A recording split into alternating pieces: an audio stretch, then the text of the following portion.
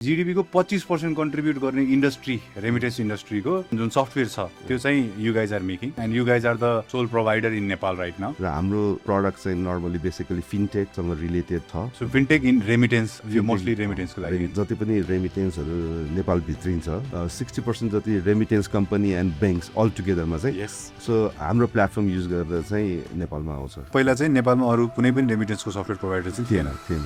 Malaysia गभर्मेन्टले अलिक open up भयो, त्यो रेमिटेन्सको अलिकति ओपन अप गर्यो, लाइसेन्सहरू दिने उसले चाहिँ स्टार्ट गर्यो अरूलाई। नेपालमा मात्रै होइन कि 15वटा नेक्स्ट अरू कन्ट्रिजहरू अपार्ट फ्रम नेपाल 15वटा 16वटा कन्ट्रीमा चाहिँ यो प्रडक्ट आजको दिनमा पनि युज भइरहेछ। हाम्रो मोस्टली साउथ इस्ट एसियामा चाहिँ हाम्रो चाहिँ Malaysia, Singapore, Philippines, Indonesia, Japan, Korea, अफ्रिकातिर छ, युकेमा छ, युएसमा छ, क्यानाडामा छ। सो त्यहाँतिर हाम्रो त्यसको क्लाइन्टहरू छ।